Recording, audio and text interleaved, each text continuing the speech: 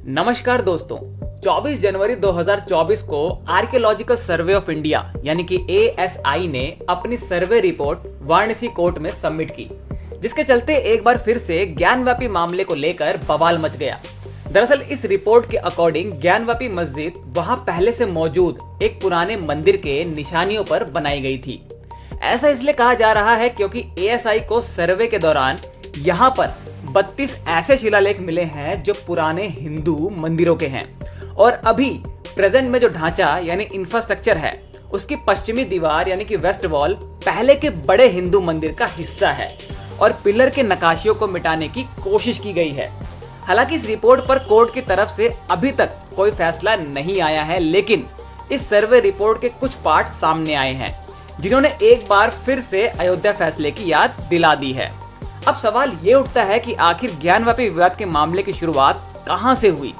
ऐसा कौन सा इतिहास का वो पन्ना है जिसे अभी तक हम पढ़ नहीं पाए हैं? और जब वहां पर पहले से मंदिर था तो फिर मस्जिद का निर्माण कैसे हुआ? इस पूरे मामले को समझने के लिए हमें इस कहानी को शुरू के एंगल से देखना होगा, जब औरंगजेब ने काशी विश्वनाथ मंदिर पर हमला किया था। दोस्तों, बात है आज से लगभग 353 साल पहले की। काशी में मौजूद बाबा विश्वनाथ मंदिर को इससे पहले कई बार इस्लामिक अटैकर तोड़ चुके थे और मंदिर का कई बार रिकंस्ट्रक्शन हो चुका था, लेकिन 18 अप्रैल 1669 के दिन मुगलिया आतंकी औरंगजेब ने काशी में मौजूद प्राचीन विश्वनाथ मंदिर को तोड़ने का फरमान जारी किया था। उसकी आतंकी सेना ने गजवे हिंद की विचारधारा लिए पूरे मंदिर को ध्वस्त कर दिया था, लेकिन औरंगजेब की सेना ना तो बाबा विश्वनाथ शिवलिंग का कुछ बिगाड़ पाई और ना ही बाबा के प्रिय भक्त नंदी को नुकसान पहुंचा सकी। इससे गुस्सा होकर सेना ने बाहर मौजूद नंदी की प्राचीन प्रतिमा को तोड़ने के लिए उनके ऊपर कई बार वार किए, खूब हथौड़े चलाए, लेकिन नंदी की प्रतिमा को तोड़ नहीं पाए। इसमें भी सेना जब नाकाम रही तो वह स्वयंभू ज्योतिर्लिंग की तरफ भागी।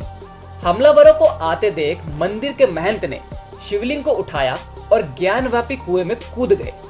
ऐसा कहा जाता है जब महंत शिवलिंग को लेकर कुएं में छलांग लगा रहे थे तब उन्होंने नंदी महाराज के कान में जाकर यह कहा था, बाबा मुझे तो मरना है, लेकिन आपका तब बड़ा है, आपको सदियों तक इंतजार करना है। यह कहकर पंडित ने ज्ञानवापी कुएं में छलांग लगा दी थी। उसके बाद औरंगजेब ने बाबा विश्वनाथ मंदिर को तोड़कर वहां ज्ञानवापी मस्जिद बनवा दी। नींव और दीवारें तो मंदिर की थी, लेकिन ऊपरी गुंबद मस्जिद का था। समय बीतता गया, मंदिर का हिस्सा अलग हो गया, मस्जिद अलग हो गई, लेकिन 353 सालों से नंदी मस्जिद की तरफ मुंह किए बैठे रहे।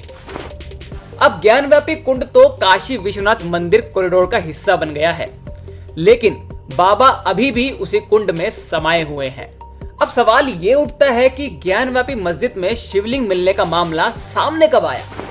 जिस मस्जिद में मुसलमान नमाज अदा करने जाते हैं वो असल में प्राचीन मंदिर है, जहां स्वयंभू शिवलिंग तो है ही, साथ मां श्रृंगार गौरी मंदिर है, जहां हिंदुओं को सिर्फ एक दिन जाने की इजाजत मिलती है। ये ऑर्डर वाराणसी कोर्ट ने 2004 में सभी हिंदुओं को दिया था और विवाद यहीं से शुरू हुआ था।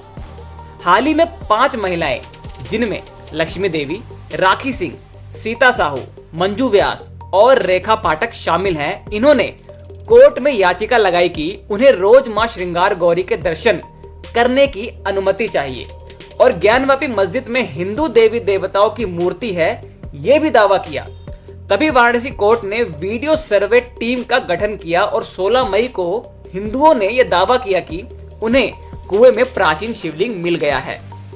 अब प्रेजेंट में जिन एरियाज का ऑब्जर्वेशन और साइंटिफिक टेस्ट के बाद ASI इस कंक्लूजन में पहुंचा कि ज्ञानवापी मस्जिद के निर्माण से पहले वहां एक बड़ा हिंदू मंदिर मौजूद था, वो ये हैं।